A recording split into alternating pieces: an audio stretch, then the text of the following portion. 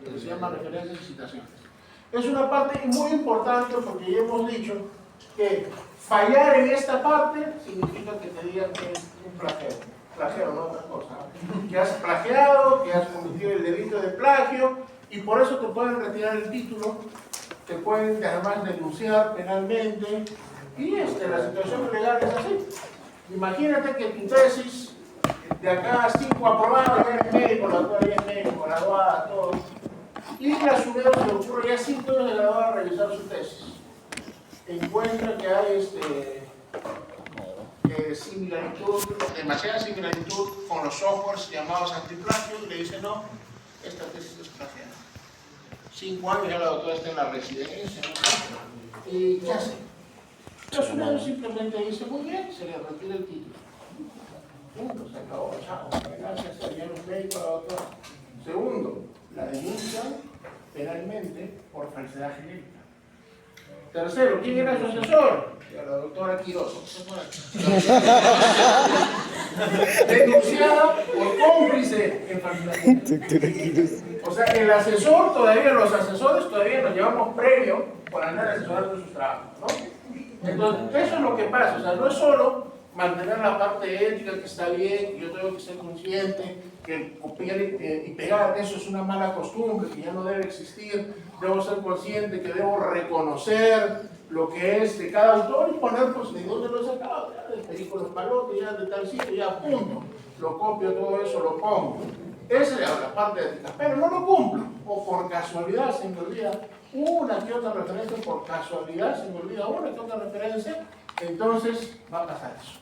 Entonces hay que tener mucho cuidado, mucho en esta parte. Bueno, ya hemos visto todo esto, ya hemos visto este mecanismo de proceso de investigación, donde la revisión de la literatura es importante y nos acompaña a lo largo de todo el proceso.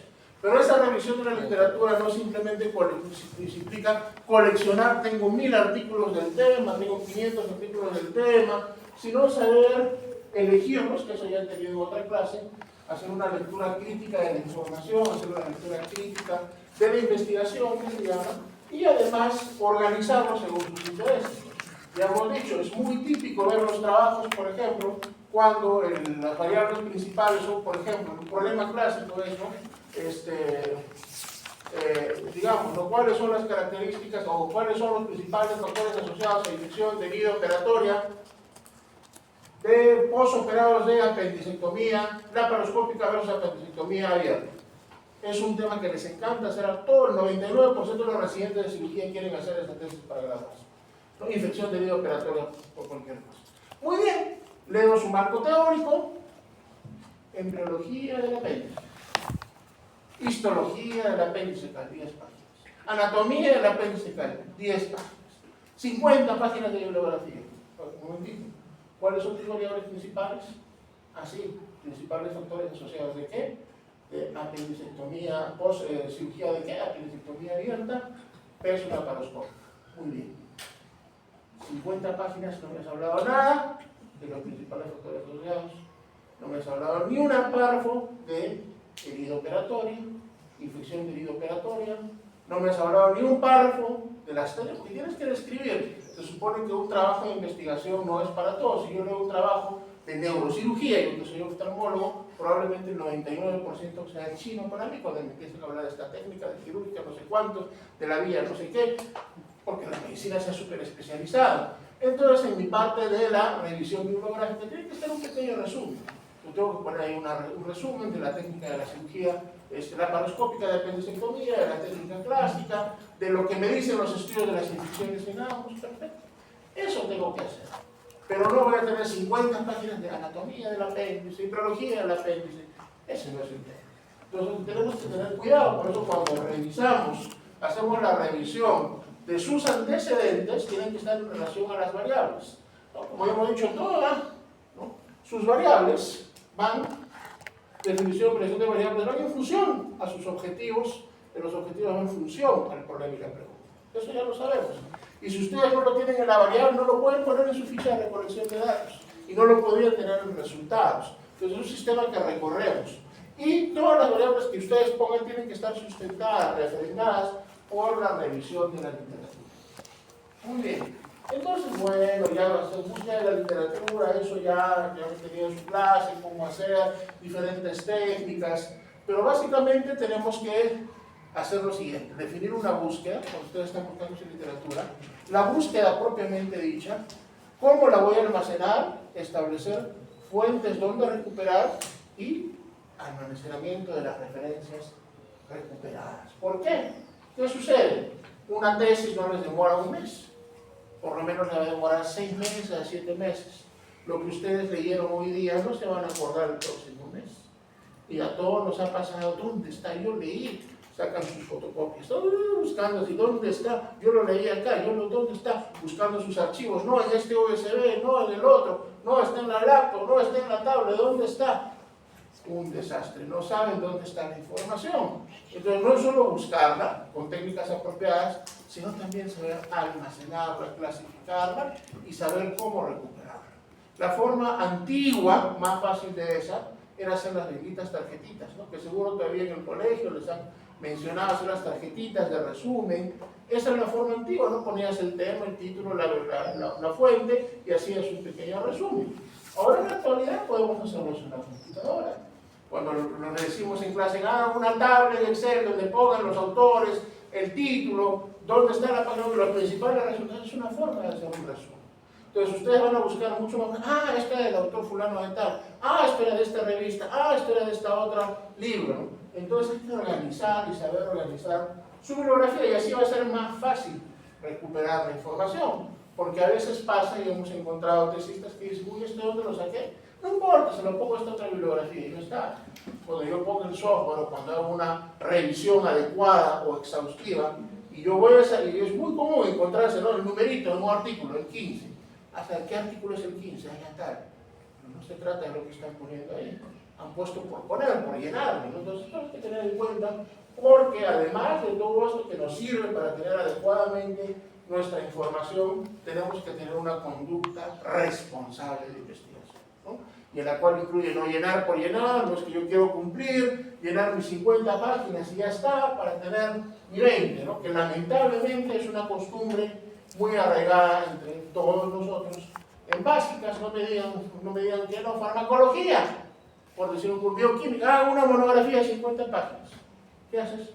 Acá bonito, copiar, pegar, 100 páginas, la verdad, 20. Usted no, yo sí he leído, los ustedes están visitas, 10 páginas, doctora. No ha trabajado usted nada, 11. Entonces, lamentablemente, esa es una realidad que tenemos que cambiar en toda nuestra cultura, en toda nuestra realidad. Inclusive en otros lados, ustedes saben que estos softwares antiplagios cuestan. Por cada vez que se pasa un trabajo del software antiplagio, cuesta en promedio, bueno, hay planes, ¿no? Como por número de pasadas, número de veces, pero más o menos de 10 a 15 dólares la pasada de tanto trabajo. Imagínense que tendríamos que pasar por el software antiplagio, mira, del curso, el trabajo de todos ustedes. ¿Quién va a pagar eso? La universidad, ojalá. No tenemos ni cortina, ni ascensor, ni va a pagar eso la universidad, ¿no? Pero bueno, pues se supone que así debería ser. Se supone que todos los cursos, eso es lo que se llama, no solo es investigación para realizar investigación, sino también investigación para lo que significa los estudiantes, ¿no? Entonces hay dos tipos de investigación en ese caso. Entonces todas las monografías de bioquímica, que les estoy poniendo un ejemplo, los deben pasar por el software.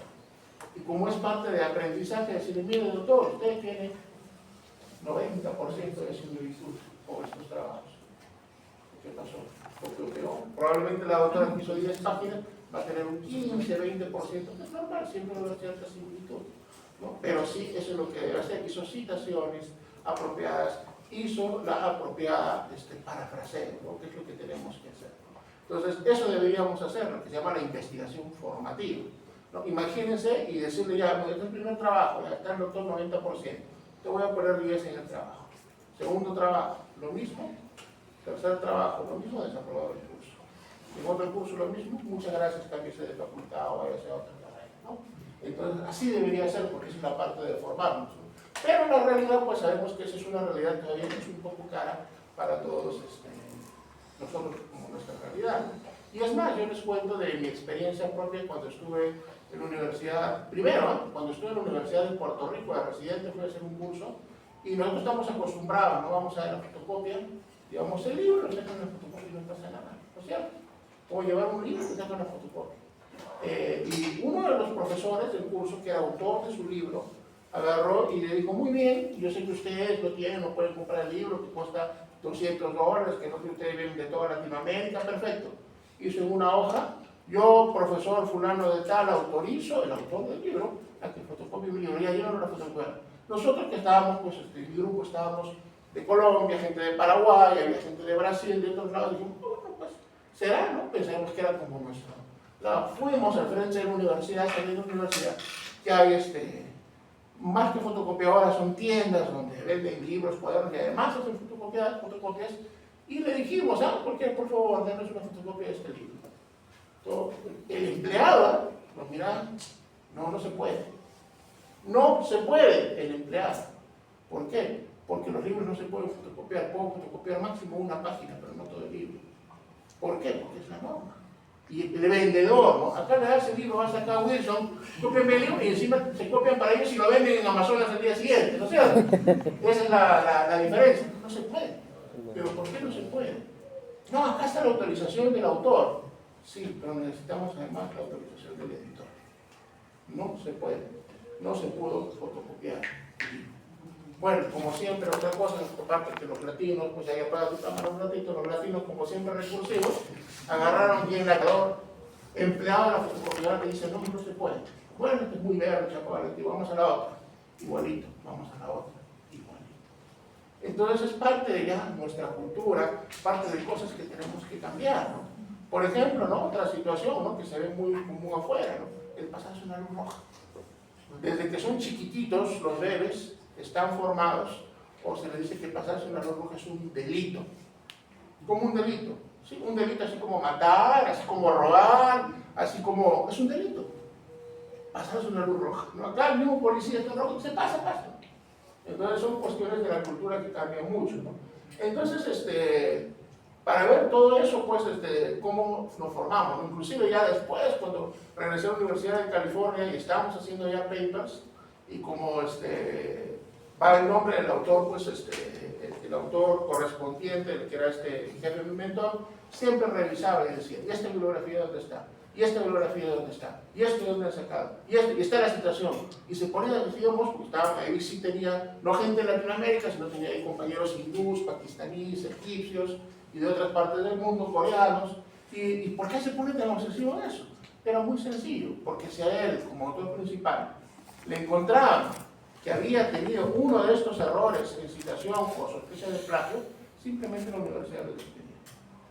Así de sencillo, la universidad lo despedía. Nada más, se quedaba sin trabajo y probablemente, pues allá los hospitales son universitarios, ¿no? Su trabajo no era solo docente, no se también atender en el hospital universitario. Entonces, no, se acaba su carrera, ¿no? Prácticamente. Entonces, por esas cosas que a nosotros nos pueden parecer menores, nos pueden parecer superfluos, pues no me olvidé de ponerlo, pues hay 100 referencias, es una solita, no me vas a hacer eso por una solita, ¿no? Entonces, para nosotros puede parecer insignificante, pero en la realidad, en una realidad internacional tenemos que tener que sí es importante, ¿no?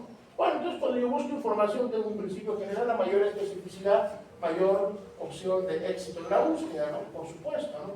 Si yo voy a buscar el tema apendicitis, pues voy a encontrar mucho, tengo que mi búsqueda acercarla más. ¿Qué cosa de apendicitis, no? Técnicas quirúrgicas, ¿qué cosa? Complicación en las técnicas quirúrgicas, ¿qué cosa? Entonces tengo que ir adelante, tengo que ir reduciendo más mi espacio de búsqueda. Bueno, y hay lo que llamamos la revisión crítica de un artículo. Y tenemos pues varias fuentes, ¿no? Miren que es antiguo, del 85, es como se empezaba, ¿no? ¿Y por qué les muestro esto es antiguo? Porque quiero mostrarles el paradigma, cómo ha cambiado un poco, ¿no? En ese entonces era muy importante ver, crear el título de interés, y muy importante ver si los autores son conocidos.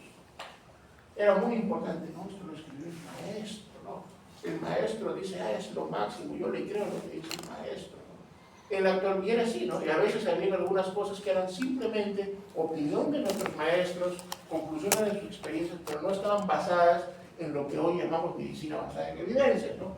Y bueno, autores conocidos, resultados útiles, resultados aplicables, ver si la metodología es correcta. Y si es válido, hacer leer críticamente el artículo. Si fallaba alguno de estos, decimos no, siguiente, ¿no? Entonces es la forma como hay que ver un artículo. Tener en cuenta que además ahora tenemos lo que se llaman artículos predatorios, revistas predatorias. Todos los días recibo como 5 correos electrónicos, ya todos van al spam, y todos los días son diferentes, de diferentes supuestas revistas, ¿no? Revista de inmunología, del Medio Oeste, del Medio Oriente, no sé cuál, revistas que tú las googleas y sí tienen página web, y dice que tienen publicaciones, pero lo que ellos hacen es un negocio. Te dicen, nosotros publicamos rápidamente. Sí, está perfecto. Publicamos su artículo. ¿Cuánto se demora? Ni una semana. Perfecto. Pero tienen que pagar $1.000. Tienen que pagar $1.500. Entonces hacen el proceso editorial, se lo saltan totalmente. El proceso editorial, no hacen el proceso de peer review, revisión por pares, que es lo que le da a un artículo pues el peso y la solvencia científica. ¿Por qué? Porque todo artículo que uno presenta llega a un grupo de los editores, señalan o nombran 2 revisores anónimos, ¿no? O sea, se supone que buscan, por ejemplo, si el tema es de neurocirugía, ellos tienen en su panel de editores, de su staff, gente especialista en neurocirugía, ¿no? Del tema, que hacen ese tema, y le dicen, estamos con este artículo, ¿quiere ser revisor por pares? Y se lo mandan. Y cuando me mandan a mí, yo soy también revisor por pares, me mandan el artículo, yo no sé de quién escrito. Yo no sé si es mi amigo o mi enemigo el que lo ha escrito, ¿no? Si es el que me cae bien o el que me cae mal el autor, no lo sé. Me llega un artículo, no sé de dónde. No sé si es de acá de Latinoamérica, si es de otro país, no lo sé. Y me dan ciertas opciones y tiempo para hacer la revisión. Y eso enriquece la investigación. ¿Por qué?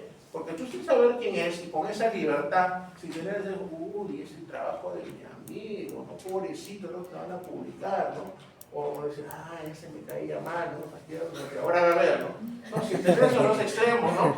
Sin tener, no sé, ¿por quién será? Entonces uno más libremente dice, sí, me parece que le falta esto, aquello, debe modificar acá, allá.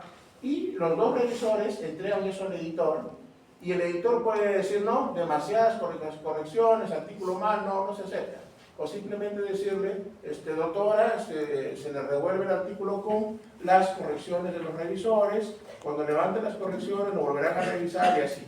Entonces, una vez que se levantan las correcciones, dice, ah, perfecto, aprobado, se publica. Entonces eso nos da enriquecimiento, ¿por qué? Porque hay unas cosas que uno no sabe, unas cosas que no tiene experiencia, hay algunos puntos que uno también, hay un autosesgo, ¿no? Tanto he leído mi trabajo, tanto he leído ese tema que estoy autosesgándome y hay cosas que no veo. Entonces, esos comentarios de alguien que no sabes quién es, te enriquecen el trabajo y hacen que la ciencia mejore. Ay, me ha pasado ahí, peer reviews que te piden ya lo imposible, también prácticamente que rehagas el trabajo, ¿no? Y te bloquea la publicación, pero eso es cuestión de suerte, de comillas, digamos, ¿no? Pero bueno, esa es la forma como se publica. Y estas revistas predatorias simplemente te ofrecen publicarlo, ¿qué cosa es? Colocarlo en su web, pero sin este proceso. Entonces yo me acuerdo, por ejemplo, que uno de estos amigos, cuando estuve en mi fellowship, unos amigos pakistaníes sacaba el pecho, y en el inglés como se hace por acento pakistaní, decía, yo tengo 15 publicaciones, y las sacaba sacando el pecho. Yo solo tengo una, ¿no? Entonces, ¿ya qué voy a hacer? De modo, ¿no? Y si ustedes han visto cómo son los amigos hindúes, los amigos pakistaníes, ellos son muy trabajólicos, muy trabajadores. Trabajan, son incansables. Nos dicen que los peruanos somos, como se dice, recursivos, ¿no? Y no nos cansamos, nos dejan chiquitos los hindús. Son muy trabajadores, muy estudiosos, estudian. Nunca he visto a gente que estudie tanto, literalmente. Se levantan, toman algo de desayuno, estudian, si pueden van al baño, toman algo de almuerzo y siguen estudiando, duermen 2 horas, se levantan y siguen estudiando, pasó una semana, de repente se acuerdan que tienen que bañarse, y bueno, una cosa así literalmente, ¿no? No, que me he cansado, que vamos a ver un ratito Netflix, no, que mis amigos van a salir, no hay eso, sus amigos, si son sus amigos, están ahí, sentaditos estudiando con él, o con ella. Entonces son diferentes culturas, diferentes formas, bueno, pero la cosa sacaba pecho, y yo digo, a ver, esta revista pakistaní, no sé cuándo.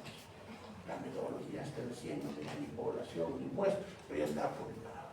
Entonces, estas revistas predatorias nos engañan, nos hacen creer que tenemos publicaciones, ¿no? Entonces nos hacen creer que estamos avanzando. Pero ahora sí, no sé si se está quemando el cerro o la facultad, ¿no? Pero bueno. Entonces, van a pensar que hemos venido de una parrillada, saliendo de otra vez que después ha sido clase o ha sido una parrillada. Pero bueno. Entonces, nos hacen creer que se han publicado cuando en realidad son artículos que no tienen ningún peso. Porque yo puedo tener un artículo de puro copiar y pegar si mejor abramos las cuadras y tal, chicos, si no, vamos a salir con irritación por CO2. Bueno, entonces, y los engañan estas revistas, y por publicar por una tarifa, por un pago, bueno, está la publicación sin revisión, sin nada. Eso se llaman las revistas predatorias. Y hoy en internet, además de esas revistas que supuestamente te dicen revista del Medio Oriente, de farmacología, o nombres así, que parecen reales, que podría ser una revista, también en internet cualquiera publica cualquier cosa, ¿verdad? Si tú quieres publicar un blog sobre, no sé, farmacología y escribes cualquier tontería, nadie te va a decir que no es internet, puedes escribirlo. Es por eso que tenemos que hacer una revisión crítica de la literatura. Todo lo que yo veo hay que hacer una revisión crítica de la literatura. Más ahora que en internet uno googlea un tema y lo pone cualquier cosa. Más ahora que existe la bendita inteligencia artificial. Más ahora que yo le pregunto a ChatGPT y le digo, oye, dime tal cosa, tal. Hay una monografía, hay una presentación, no voy a vender, que me está ChatGPT casi todo, ¿no? Pero ojo, la inteligencia artificial, que más que inteligencia artificial, deberíamos llamarla inteligencia amplificada. No porque el equipo solo sea artificial y piensan, no, sino porque amplifica nuestras habilidades y debemos usarlo para eso. ¿Qué quiere decir? Que yo no les puedo decir en esta época, no señores, ustedes no me usen el ChatGPT para hacer sus trabajos. No, al contrario, aprovechemos las virtudes que tiene esta inteligencia artificial. Por ejemplo, ¿no? Cuando uno me dice, ¿usted qué tendría que hacer? No, yo voy a hacer sobre factores del infarto en miocardio en menores de 40 años. Por ahí uno de sus compañeros me dijo, muy bien, perfecto. Y bueno, yo no soy cardiólogo, pero recuerdo que en menores de 40 años es muy baja la frecuencia de infartos de miocardio. ¿Es verdad? No sé. Bueno, usted tiene que volverse experto en infarto de miocardio. ChatGPT. Sí, sí hay casos. ¿Cuántos? Voy a revisar. Entonces le da una idea, pero ok, si yo quiero investigar algo, quiero saber un tema, ¿no?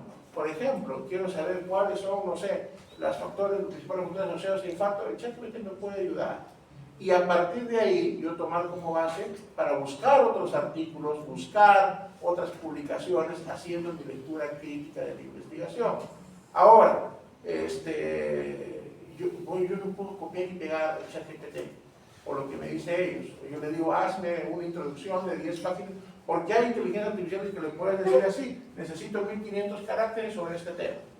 Y te lo hacen, ¿no es cierto? Y con referencias, y te lo hacen. Y referencias en Vancouver, y te lo hacen. Y te lo hace bonito. Pero no se olviden que la responsabilidad de una publicación es del autor. Y no se olviden que la inteligencia artificial ya se ha encontrado dentro de las cosas negativas, se ha encontrado que la inteligencia artificial alucina. La inteligencia artificial inventa. ¿Por qué? Porque empieza a hacer relaciones que no existen. Encuentra una que un factor se asocia A, se asocia a B, y bueno, y asume que también se van a asociar los otros dos, y que no es realidad, lo está inventando. Entonces se ha encontrado ya dentro de los problemas de la inteligencia artificial alucinaciones.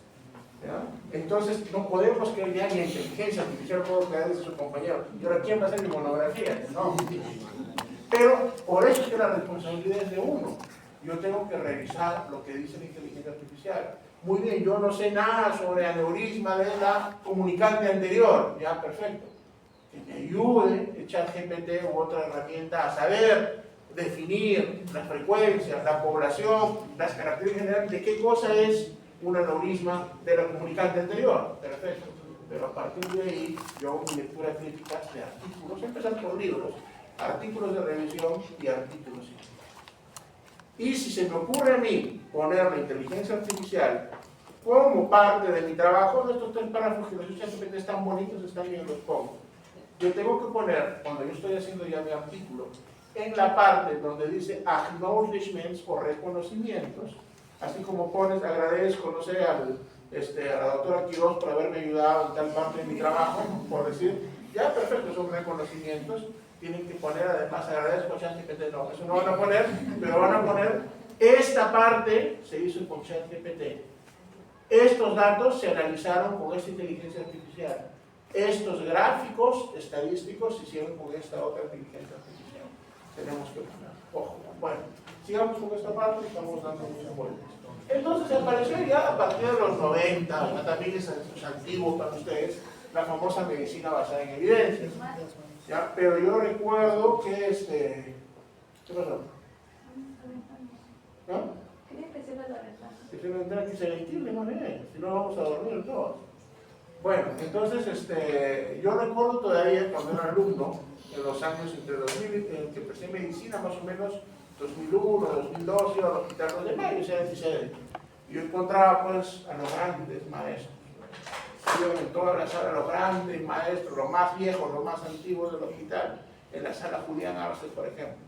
Y parecía una formación militar porque detrás iban los médicos más jóvenes, detrás iban los residentes, detrás iban los internos y detrás, como una procesión, los alumnos.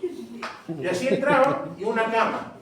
A ver, ni siquiera le decían, señor, buenos días, señora, buenos días, nada. A ver, explíqueme el paciente. Y empezaba uno por uno la matanza de medicina. Y eran las grand rounds, era terrible. Salían llorando casi todos, ¿no? Entonces, esa medicina del experto, por supuesto, el experto, nuestros maestros han ganado mucha habilidad y mucha fama. Y por supuesto, confiamos en lo que ellos nos dicen. Pero además, tenemos que ver que esto sea basado en medicina basada en evidencia. No solo medicina basada en la experiencia, porque mi experiencia puede ser limitada, ¿no? En esa época yo estaba en el hospital, no había tomógrafo en el hospital 12 de Mayo. El tomógrafo más cerca estaba en la avenida Grau, que se llamaba la Clínica Quito, que cobraba pues, muy barato para hacerse una tomografía, pero los resultados eran que parecía de radiografía, ¿no? No se veía nada, ¿no? Pero solo tenían los grandes hospitales, Revalidad, Terminal, recién estaban, pues eran muy caros esos equipos en ese entonces. Entonces, mis maestros no podían hacer de repente una disquisición sobre la patología desde el punto de vista tomográfico, porque les faltaba la experiencia. ¿No es cierto? Entonces tengo que ver ahora la evidencia.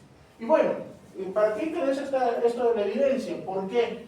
Porque me favorece la valoración crítica de la información médica. Y se clasifica de acuerdo al poder de evidencia. Tengo acá un poder de evidencia que se clasifica como letras, ¿no? ¿Y por qué? Porque de acuerdo al, y eso les va a encantar mucho, de acuerdo a la metodología, al tipo de estudio, es que tenemos un nivel de evidencia y tenemos un nivel de recomendación. Entonces, mi nivel de evidencia es a más alto, mayor recomendación.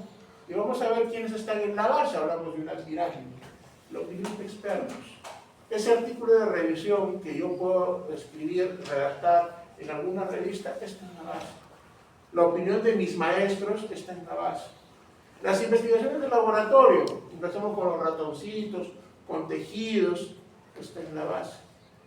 ¿Y qué voy subiendo? Series de casos, reportes de casos. Que reporto 10 casos de tal patología, de tal, tiene más que ver que la opinión de mis expertos. ¿Qué va subiendo? Casos y controles individuales.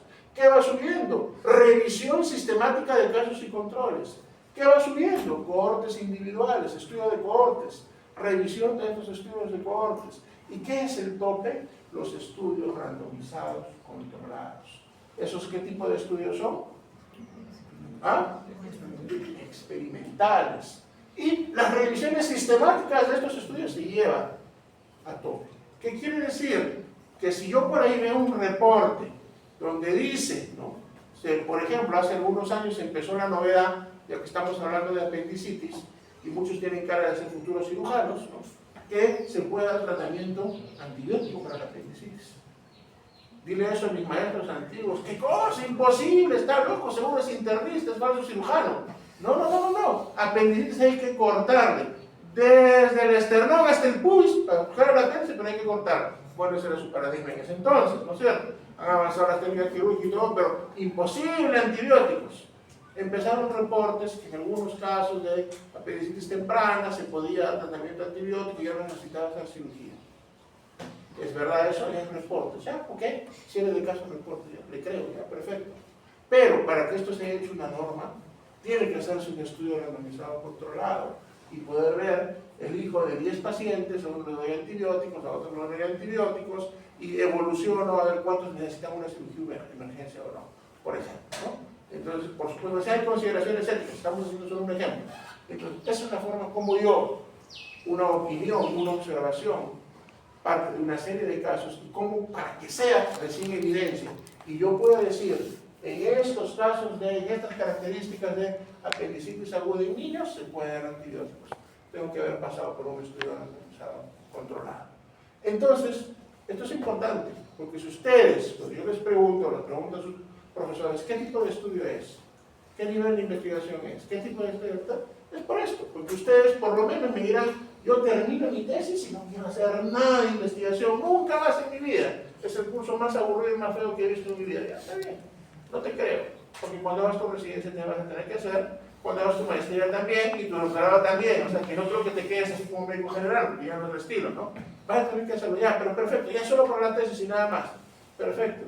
Pero para tu práctica clínica, cuando tengas que hacer la revisión de revistas de residente en tu servicio, o cuando tengas que tomar la decisión, esta tecnología la puedo aplicar o no, esto lo puedo aplicar o no, tienes que tener, por lo menos, saber reconocer qué tipo de estudios es. Y si ahorita a esta altura no aprendiste qué tipo de estudios es, después cuando estés más adelante va a ser mucho más difícil, ¿no? Entonces, otra forma es buscar título de interés útil, de acuerdo a lo que estoy buscando, ver de dónde lo estoy buscando, porque ahora en la realidad en internet hay cualquier cosa, ¿no? Entonces ya yo no puedo simplemente googlear, ¿no? Por lo menos uso un buscador tipo el Google Scholar, el Google Académico, por lo menos. Y si no, tengo que ir a otras bases de datos específicas. Después hacer un resumen relacionado al tema, almacenar la referencia, recuperar la publicación y, bueno, revisión crítica de la publicación. Eso es más o menos en el mismo orden de lo que estamos hablando de las cosas. Entonces, ¿dónde buscar? Tenemos muchas bases de datos. Hay un montón de bases de datos. La mejor de todas, donde consigo la mayor parte de cosas, es PubMed. Pero doctores en inglés, eso está bien. Un estudiante de medicina debe tener un nivel intermedio a la hora de postular de inglés, a la hora de postular a una facultad de medicina, si no, no debería ingresar, en mi opinión. ¿Por qué? Porque es el idioma de comunicación del mundo. Y bueno, pues tiene muchas referencias y además, bueno, no sabes inglés, no te preocupes. Existe lo que se llama MESH, Medical Subject Headings. Por eso nos piden palabras clave. Porque las palabras clave tienen a través de un consenso la misma palabra clave, su traducción al inglés, al francés, al portugués, a no sé cuánto. Entonces, si yo quiero buscar un artículo en inglés y no me sé el tema, yo voy a busco a través de esas palabras clave. Pongo mi palabra clave en español, me da cuál es su equivalente en inglés y puedo buscar, ¿sabes? ¿no? Los artículos. Puedes visualizar resúmenes y texto completo. Lamentablemente, la mayoría de ellos no son de acceso abierto. Se supone que las universidades sí lo son. Universidad, acá creo que tiene una universidad que tiene Ginari nomás, ¿no? Ni me acuerdo que tiene. Bueno, y para buscar tenemos que usar los operadores booleanos. A veces ahora ya no necesitas tanto porque simplemente pones frases o pones textos completos, pero es mejor usando los famosos operadores booleanos que ustedes ya conocen, ¿no? El A, que es intersección, que los dos términos estén juntos, el O, que sea uno u otro, y no si yo quiero buscar una exclusión, si yo quiero hacer una exclusión. Eso está bastante sencillo y ustedes lo conocen. Muy bien, y cuando yo estoy buscando la información, otra vez me dice acá pregunta de búsqueda, sí, ojo, es diferente a la pregunta de investigación, pero hacer una pregunta de búsqueda. En la actualidad hay una estrategia que se llama de pregunta pico, que se utiliza para muchas cosas, ¿no? ¿Qué significa pacientes, intervención, el comparativo y el outcome? De eso viene pico, ¿no? Entonces, hacerte una pregunta de búsqueda, ¿no? Entonces, en este caso, infección deriva-operatoria, ¿no? O hacer una pregunta, ¿no? ¿Qué pacientes tienen más riesgo de infección deriva-operatoria por apendicitomía? Por poner este ejemplo, ¿no? Plantear criterios de elegibilidad, búsqueda de términos clave según el lenguaje que hemos dicho, identificar los términos de búsqueda, asignar etiquetas, usar operadores booleanos y recién se sugiere hacer una búsqueda avanzada en PubMed, porque si yo pongo apendicitis en PubMed van a salir por lo menos 50.000 artículos, pero ya tengo que ir más específico para ir reduciendo lo que yo quiero. ¿Qué pasó, doctor? No, me están escribiendo, pero mi está allá, no sé. Bueno, señores de humo, otra por ese humo. Entonces, ¿cómo organizo la revisión bibliográfica? Entonces, debo organizarla y debo resumirla en referencias. ¿Por qué? Porque las referencias me va a permitir no solo reconocer el mérito de otro autor, sino también me va a permitir organizar. ¿Ya está más estresado? No, un grupo tiene CP3 en un hospital acá al lado. ¿A qué hora? A las 11:30. 11:30, pero ya caminando, no hay problema. No, tú eres CP3. En el hospital del niño, del Breña. Pero se supone que el curso está a las 11:20, ¿no es cierto? ¿Sí o no? Sí, pero no han programado. ¿Qué permite que se vayan poniendo sus cursos? 11:20 acabamos el curso. Vamos a saltar rápido entonces, ya no pasamos toda esta búsqueda. Bueno, entonces, el almacenamiento de la información seleccionada, establecer las fuentes de recuperar y almacenamiento de las referencias recuperadas nos da tres términos: citas, referencias y bibliografía. ¿Qué cosa es cada uno de ellos? ¿Qué cosa es referenciar o citar? Es usar el método para demostrar que se ha conducido una búsqueda adecuada y profunda en la literatura. Si yo estoy haciendo un proceso adecuado de referenciar y citar, le estoy diciendo a quien me está leyendo que he hecho una buena revisión de la literatura. Y además es el reconocimiento que yo estoy utilizando como investigador al otro autor de sus ideas que le ha pertenecido o le pertenece a ellos, ¿no? Muy bien. ¿Y cuáles son las razones para referenciar? Es una conducta de buenas prácticas de investigación, de buenas prácticas académicas, demuestra que el trabajo es en base al conocimiento y que ha sido obtenido mediante lectura académica apropiada, ¿no?, de credibilidad y autoridad del escrito, y permite a los lectores seguir las fuentes, ¿no? Por ejemplo, yo veo esta parte, me interesa ampliar, dice la referencia 25. Voy a la referencia 25 y busco ese artículo, ¿no? Me permite ampliar más allá del artículo per se que estoy leyendo. Y si no se reconocen las ideas por el trabajo de otras personas, se puede considerar plagiarismo, como ya hemos conversado. Entonces, la cita bibliográfica es aquella que bueno, se reconoce de otra persona cuando estoy usando su trabajo, y hay de dos tipos: directas o textuales e indirectas y parafraseo. La cita textual o directa es que si yo agarro un párrafo entero de esa publicación y lo copio. No dice que no puedo copiar y pegar, no debo copiar y pegar, pero excepcionalmente puedo copiar una cita directa, ¿no? Por ejemplo, ¿no?, pasa ustedes, esto es muy común en la prensa, ¿no?, ponen entre comillas: a la expresidenta dijo tal, ¿no?, el candidato dijo tal, entre comillas, y hasta muchas veces hasta con exabruptos y todo, falta de ortografía y escrito, porque es una cita textual. Y eso tiene que ponerse entre comillas.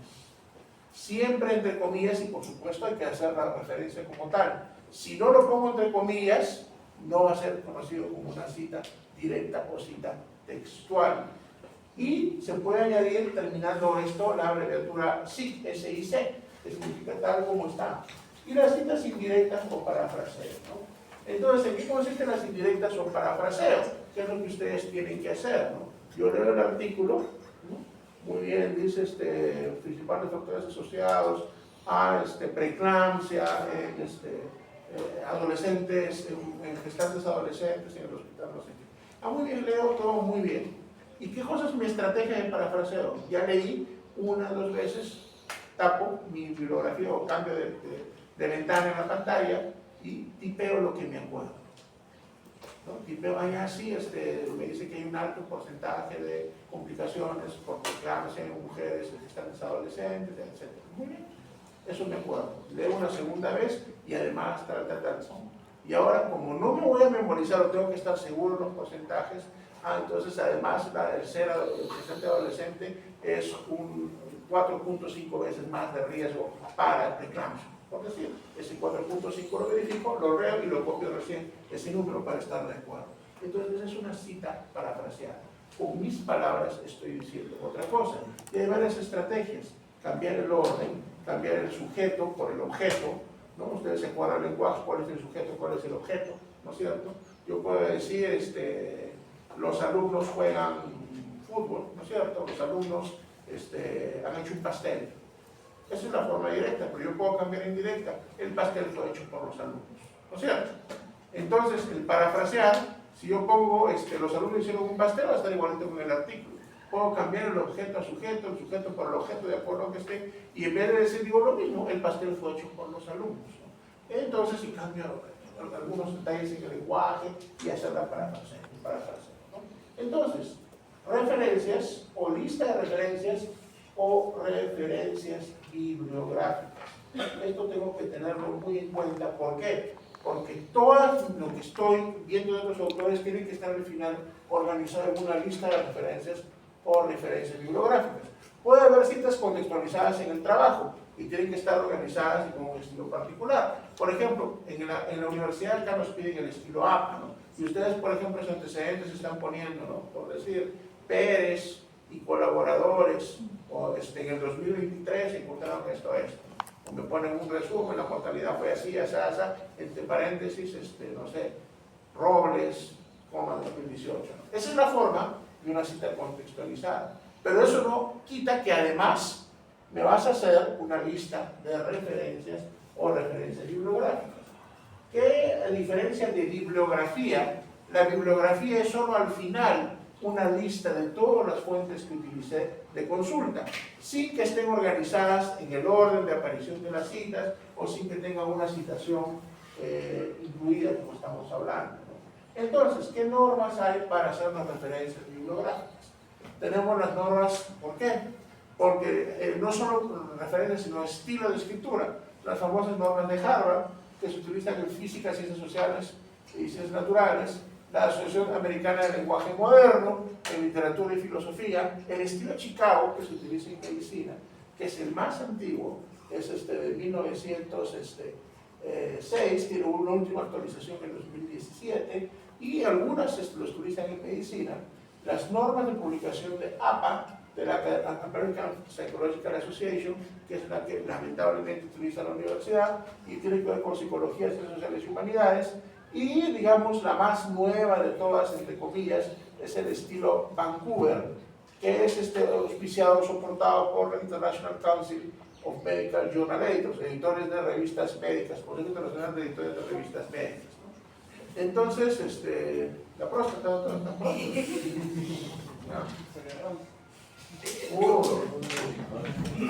Bueno, y finalmente tenemos, y ustedes pueden jugar el Equator Network.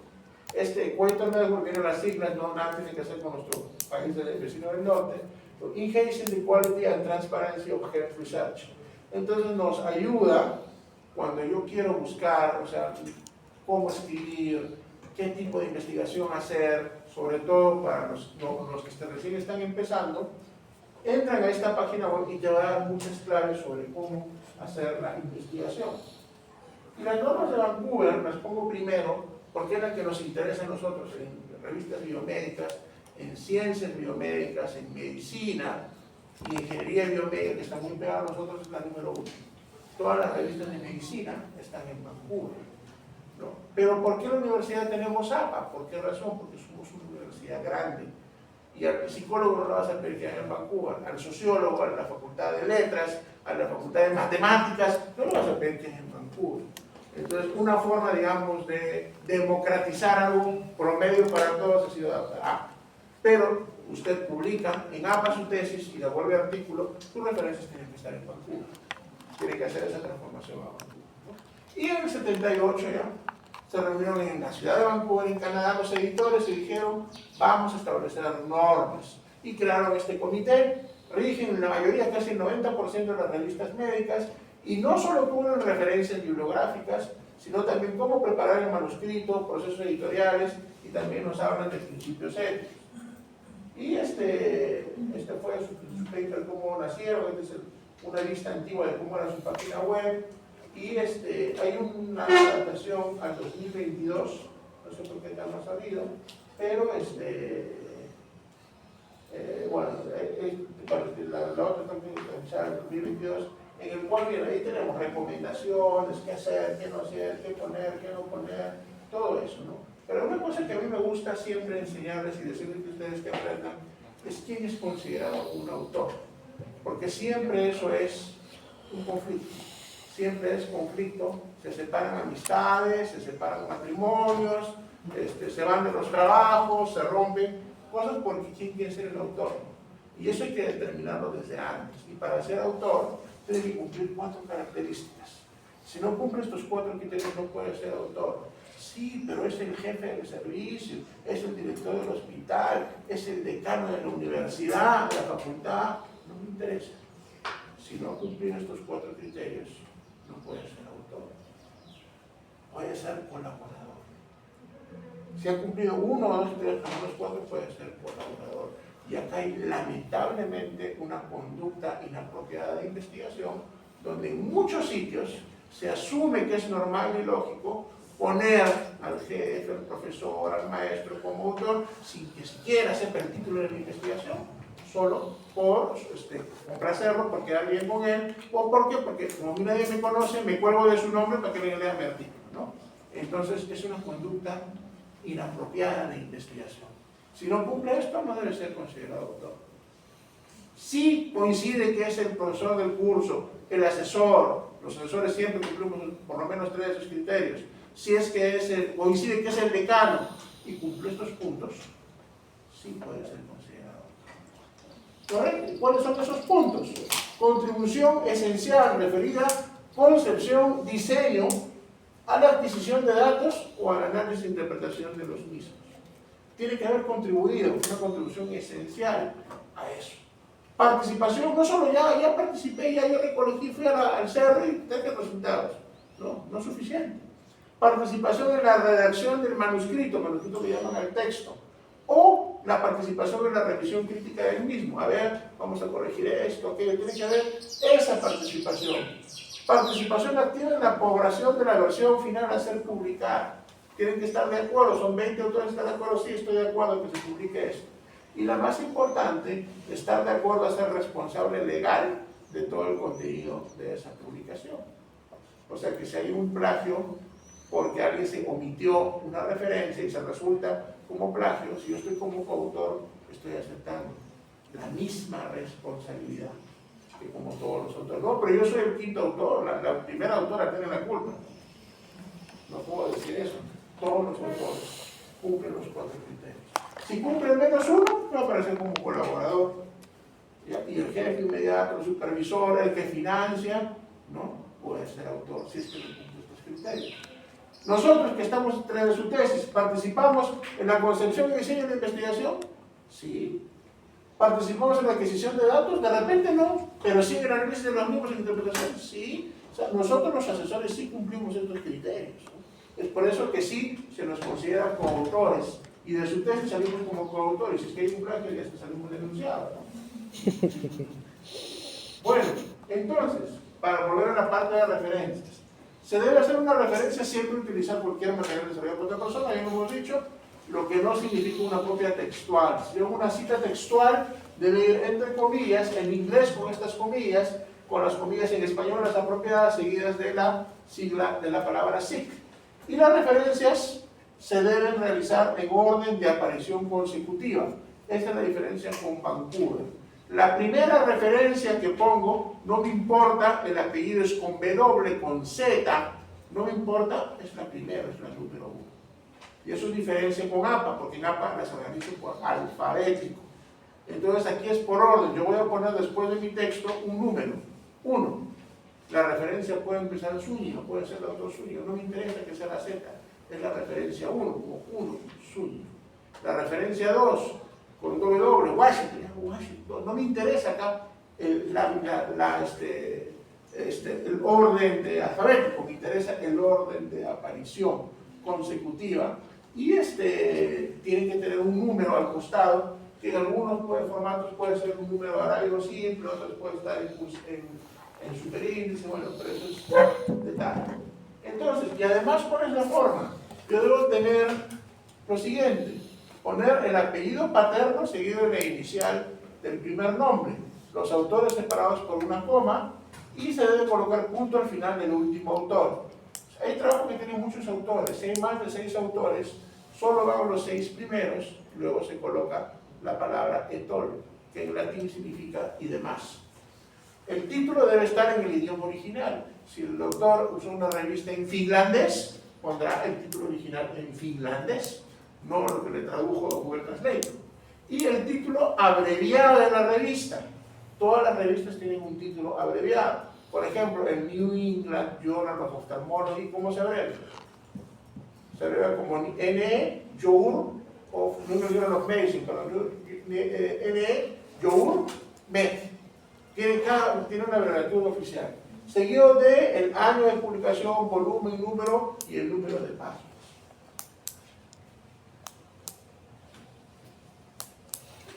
Este es un ejemplo. Vamos a poner este ejemplo de este artículo. Acá está el artículo. Vamos a poner una copia de este artículo. Aquí está el título, acá están los autores, y acá está el nombre de la revista, y acá está el volumen, el número y la fecha de publicación. Entonces, ¿cómo voy a organizar? ¿Cuántos autores hay? 1, 2, 3, 4, 5, 6, 7, 8, 9 artículos. Muy bien. Pongo los 6 primeros, empezando por el apellido. El primero es Claudio Ramírez, Ramírez C, coma. El segundo, Cáceres del Carpio, J, pero ¿por qué me pongo guiones? Porque en mis primeras publicaciones ello era Carpio JC, porque para la literatura gringa el apellido es el last name. Entonces, ¿cuál es su nombre completo de usted? ¿Ah? Marlene Brioso Rodríguez. Marlene Brioso Rodríguez. Brioso Rodríguez. Brioso Rodríguez. Su apellido es Brioso Rodríguez. ¿Tiene segundo nombre? Sí. Marlene, ¿y qué más? Lady Marlene. Lady Marlene Brioso Rodríguez. Para la literatura gringa, ella sería Lady Rodríguez. Se olvidan de su papá, solo reconocen a la mamá. Porque es por eso que nosotros, o como este compañero argentino, que ella no ponen en la mamá, solo ponen en el papá, o si no, lo ponemos con guiones. Si no, cuando la referencien a su compañera, la van a referenciar Rodríguez, L, Lady, Marlene, ¿qué más? LMB, va a ser acá, Rodríguez, LMB. Yo no soy, va a decir. Bueno, para que sí sea, tiene que poner guión entre sus apellidos, ¿no? Porque usamos los dos apellidos, o decidir que solo utilizar el papá, por ejemplo, ¿no? Que es lo legal, pero acá lo legal es que usamos todos los apellidos. Bueno, perfecto, ¿ya? ¿Qué más? El tercer autor, Justin Chu, Chu J. El otro autor, Joshua Chu, Chu J. ¿Qué dos Chu Jotas? Bueno, pues uno era Justin y el otro así era Norma. El otro se llama Mustafa, no se llama, ¿cómo se llama? Mohamed Tarek Mustafa. Los apellidos de los árabes son mucho más complicados, porque ellos se ponen el apellido, el nombre del papá. No el apellido, no existe el apellido. O sea, por eso es que si dicen que vas al Cairo y dices Mohamed, todo el mundo voltea, ¿no? Porque todo el mundo se llama Mohamed, ¿no? Todo el mundo voltea, ¿no? Menos la mujer, todos los hombres voltean, ¿no? Todos se llaman Mohamed. Entonces, ahí el apellido es, tienes que el primer apellido tienes el nombre de tu papá, del abuelo, del tatarabuelo, y hasta 5 generaciones. Eso es lo que tienen que ponerse.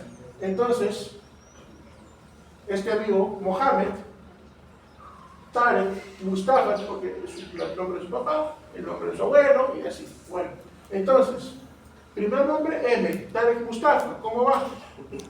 Mustafa, MT. Los acénticos más fácil, Chua Marvin, Chua M. Ya pasé 6, los demás, que justo son los maestros, qué pena, disculpe, lo siento mucho, no vamos, solo van los 6 primeros. ¿Y qué más? El título original, tal como está, en el idioma original. ¿Qué más? El nombre de la revista. No va Ocular o Pharmacology and Therapeutics, sino va la abreviatura, que es J. Ocul Pharmacol Therapeutics. Año de publicación, seguido del volumen de la revista y de qué páginas a qué páginas va. Esa es la forma como hay que hacerlo, como se hace una referencia en Vancouver. Esta otra publicación, aquí tenemos igual el nombre de la revista, Experimental Eye Research, el título, los autores, etc. ¿Cómo va? Igualito, teniendo en cuenta los apellidos. Este otro amigo mexicano, igual Toledo Corral. Este es otro egipcio, que su nombre es Hamid, es Mohamed Abdelkader, no sé cuántos Hamid, bueno, pero está Hamid M.A., Atilano S.R., sucesivamente, hasta 6. ¿Cuántos tengo acá? 1, 2, 3, 4, 5, 6, 7, 8, 9, 10, 11, 12, 13, 14, 15. Solo los 6 primeros van. Y luego Etol. El título original, la abreviatura de la revista, hay res, el año de publicación, y el número, la edición, todo eso. Y podemos añadir este código que es el DOI, que es el código único de publicación, si es que ustedes lo prefieren. Y además, si es que ustedes lo revisaron en vía virtual antes de la publicación impresa, que le llaman publicación online o electrónica, de enero del 3, porque esta revista salió después, pero primero salió en publicación electrónica, por ejemplo, ¿no? Y para libro, igual, tengo que tener el autor, el título, dirección del libro, si ya se publicó, editorial, etc. Por ejemplo, para el libro de metodología de investigación, de Argimón Payas, es español, Jiménez Villa, método de investigación crítica, título, la edición, 4ª edición, ¿dónde se publicó? Barcelona. ¿Qué editorial? Elsevier España, ¿en qué año y qué página consulté? Consulté la página 147. Para el libro tiene que ir qué página consulté o qué páginas consulté. Para el capítulo del libro, acá tenemos el libro, se llama Retinal Pharmacotherapeutics. Los editores son Nguyen y Omaha y todos los que están ahí. Pero este capítulo que yo estoy estudiando, córticos, sinolon, estos son los autores del capítulo del libro, como lo hago, igualito. Los autores del capítulo, correcto, el título del capítulo, y luego pongo ¿en dónde? En los editores, Nguyen, no sé cuántos, no sé quién más, entre paréntesis, editores del libro, Retinal Pharmacotherapeutics, de la serie Device Ophthalmology, en Weiser, que eso es en Suiza, la editorial se llama Carger, año de publicación y todo lo demás. Entonces, esos datos tengo que tener del libro. ¿Por qué me interesa dónde se publicó? No lo sé, pero la norma tiene que estar así. ¿No? Antiguamente interesaba que se publique en Bogotá o en Barcelona, pero bueno. Entonces, si yo publico una referencia en internet, ahí tengo que añadir al final, además de todo, la URL o la página web de donde lo saqué. Vamos a avanzar porque ya estoy viendo con cara que se quiere ir. Este artículo, ¿cómo haríamos la referencia?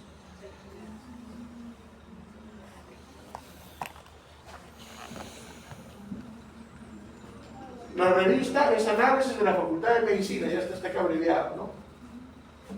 Es de la revista de San Marcos. ¿Cómo sería? A ver, ¿quién se...? Hay un montón de autores, hay más de 20. Primero va el título. ¿Cómo sería? Primero va el título. Los 6 primeros. ¿Ya? Ah, no. Autor, ¿vale? Autor. Ya, a los 6 primeros, ¿va? Está bien. 1, 2, 3, 4, 5, 6. Vanessa Luján se sabe, los demás es todo. Título original en español. ¿No es cierto? Revista. Análisis de la Facultad de Medicina en abreviación.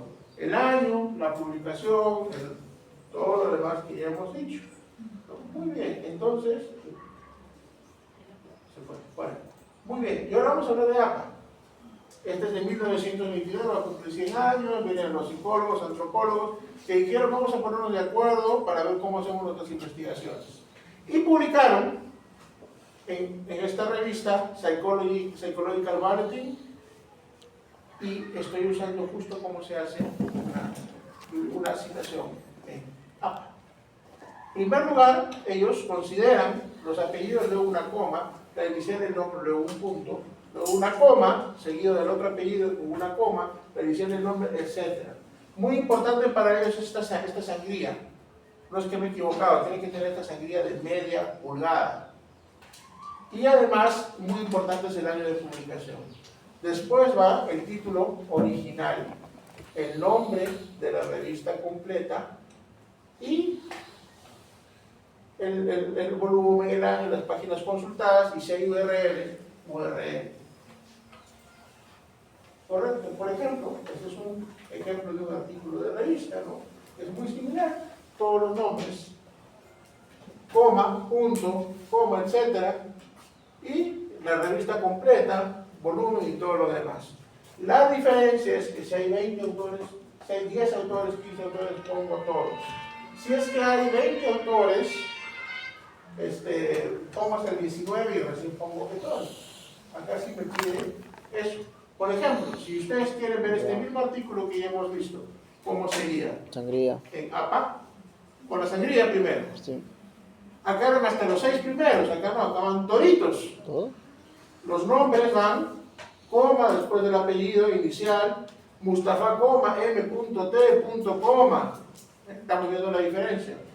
Todos los artículos, el título completo, primero el año de publicación, luego el título completo, luego el nombre de la revista completo, y finalmente todo lo demás, el volumen, el tomo, las páginas consultadas, y bueno, y el URL si es que hay, o el login si es que hay, entonces si es que lo tienen. Y existe este librito que está gratis en internet para que ustedes lo lean con paciencia, de todo lo que es normas APAS, porque no solo referencias, es también hasta guía de qué letra debo usar, cuál es la sangría, y es el que ha tomado prácticamente literal la universidad para hacer sus guías para tesis en la actualidad. Software para referencia. ¿Qué pasa? Como le digo, a la doctora hizo su tesis, perfecto. Ahora está muy buena su tesis, la felicito, ha sido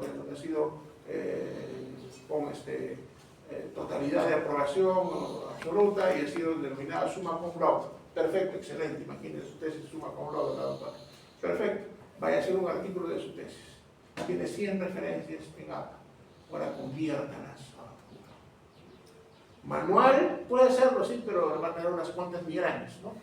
Para eso existen softwares que nos ayudan a hacer las referencias. El más común es el Zotero, que todo el mundo lo conoce y es gratis. El Note, el que yo utilizo. Y hay aplicaciones en Microsoft Word que no ayuda mucho. Pero el Zotero te ofrece hacer librerías con las clasificaciones, con los artículos, donde puedes añadir ahí detalles hasta el full text de los mismos, ¿no? Y por ejemplo, es una lista del EndNote en Word. Yo puedo poner acá mis referencias y titlear que estén en Vancouver y luego ponerlas en APA. Ahí está actualizado hasta la 6ª edición. Hola, si yo me un ratito por favor, clase. Y puedo pasarlo a APA inmediatamente y todas las bibliografías me pasan a APA, ¿no? Esta es una versión ya un poquito antigua, pero y esta es cómo se ve mi librería del EndNote. Yo tengo librerías, puedo acá colgar el PDF, puedo colgar otros resúmenes, puedo hacer resúmenes, entonces no se me pierden mis bibliografías, mis referencias, las tengo todas ahí. Y la ventaja es que tiene a Word esta unión, que si yo digo, no, ahora pásamelas a Vancouver, no, ahora pásamelas a APA, lo hace automáticamente, porque yo me puedo equivocar, ¿no? Y hacerlo manualmente, tener varias omisiones, y tener esas omisiones pueden ser consideradas plagio. Entonces hacerlo automáticamente me ayuda bastante. Muy bien, chicos, eso fue todo por el día de hoy. Si no les preguntan, no se olviden, el copiar y pegar es algo que debemos de estar.